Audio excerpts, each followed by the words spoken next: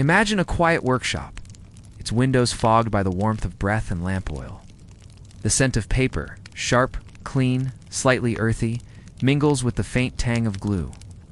In this still air, you can hear the slow rhythm of hands at work, the fold of parchment, the pull of thread through leather, the soft sigh of a finished book being closed for the first time. This is the world of the bookbinders, those patient artisans who gave the printed word its body. In the years after the first printing presses began their slow and steady revolution, these craftsmen worked beside the clatter of type and the hum of ink. Yet their world was quieter, more deliberate. Their task was not to create the words, but to preserve them, to make them endure.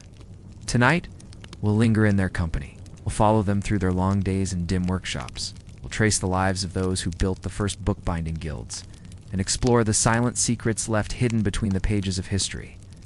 And as always, we'll look beyond, to the contrasts that make this craft both humble and extraordinary. Let's begin, where most of their days began, among piles of fresh pages and the soft dust of paper. Morning came early for the bookbinders. Presses had already been working since dawn, their heavy wooden frames creaking under the force of metal type. Across the room, or sometimes in a small adjoining workshop, the binders gathered the printed sheets, still smelling faintly of ink and damp linen pulp. They began by folding one careful crease after another. A single folio became a quarto, then an octavo, depending on how many times it was folded. Each gesture was deliberate, guided by muscle memory rather than thought. The rhythm of their work was steady and calm, the sound of paper being turned and smoothed echoing gently through the room. Next came the sewing. Holes were pierced into the folded gatherings with small awls, and thin cords or linen threads passed through. Their fingers worked quickly, but never carelessly. The spine of a book was more than structure. It was the quiet strength that held knowledge together. When the sewing was done, they tapped the edges flat with small wooden hammers, evening out the block of pages before moving on to trimming. The covers, often leather, sometimes parchment, were cut, soaked, and stretched. The smell of tanned hide mingled with the warm air of the workshop. Binders would smooth the leather across wooden boards, pressing it tight against glue that cooled and stiffened as the hours passed. Brass clasps, silk ribbons, or simple cords were added to keep the book shut. The day was long, but the work unfolded with its own gentle rhythm. Some bookbinders hummed softly as they worked. Others let the silence fill the space. Outside, carts rattled through cobbled streets. But inside, time seemed slower, measured by the drying of glue and the turning of pages. By evening, the finished books stood neatly stacked, their spines gleaming faintly in lamplight. Each one a small monument to patience. Each one ready to travel far beyond the hands that made it.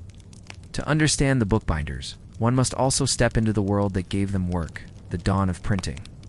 In the mid-15th century, in the German city of Mainz, Johannes Gutenberg and his collaborators transformed how ideas were shared. Before printing, scribes copied each text by hand, letter by letter. Their work was beautiful, but painfully slow. Gutenberg's movable type changed that, a quiet miracle of metal, ink, and pressure. But after the pages came off the press, someone had to make them into books. Those early printed sheets, the famous incunabula, were delivered unbound, sometimes even sold as loose gatherings. Wealthy buyers might bring them to a local binder to be stitched and covered according to taste.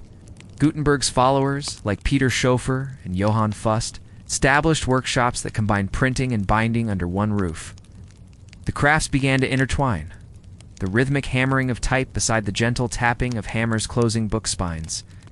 The tools were different, but the spirit was shared, a quiet belief in permanence. Bookbinding guilds began to appear in cities like Nuremberg, Paris, and Venice. Apprentices served for years, learning how to cut, fold, and stitch before earning the right to call themselves masters. Their marked small initials pressed into leather or traced in ink on end papers still whisper from ancient volumes today. When you open an old book and feel the stiffness of its spine, you touch the work of those early artisans. Theirs was not the fame of invention, like Gutenberg's, but the devotion of continuation, making sure that the printed word could survive handling, travel, and time itself. Over the centuries, bookbinders left behind small secrets, fragments of their lives pressed into the fabric of books. Sometimes, a binder used discarded parchment or scraps of earlier manuscripts as end papers, unknowingly preserving texts that would otherwise have been lost. In other cases, they tucked small notes between the pages, dates, prices, even brief prayers. A few added scraps of personal charm, a pressed leaf, a tiny drawing, a signature half hidden under glue. Archaeologists and conservators sometimes discover these hidden details when repairing old volumes. Inside one medieval prayer book, a faint fingerprint can still be seen in the glue, the mark of the craftsman who bound it more than 500 years ago. In another, a pressed flower still holds its shape, though its color has faded to the pale brown of old parchment. These traces tell quiet stories. They remind us that the book was once not an abstract object, but a human creation, touched, handled, and labored over. Even the mistakes, a misaligned page, a thread to loose, speak softly of the hands that made them. It is a mystery not of hidden treasure, but of presence, the silent companionship of forgotten workers whose care lives on, every time a book is opened.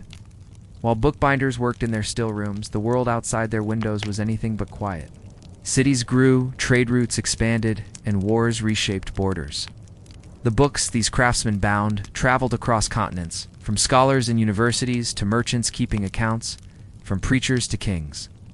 Within their covers, words of revolution and revelation would someday spark vast change. Yet in the bindery, all was steady.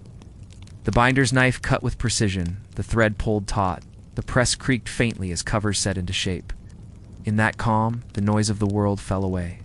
This contrast between the serene making and the tumult of history gives the craft its quiet beauty.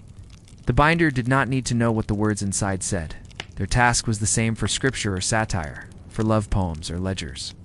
They bound them all with equal patience, equal care. Each finished book left the workshop with a promise that knowledge, once fragile, would endure. And in the hush that followed a day's labor, when the last lamp was dimmed, perhaps the binder felt a small peace, knowing that their work would outlast them. If you imagine yourself there, at the end of one of those long days, the air would be heavy with the scent of paper, leather, and faintly cooling glue. The last threads of daylight might fall through a small window, glinting across neat rows of finished volumes.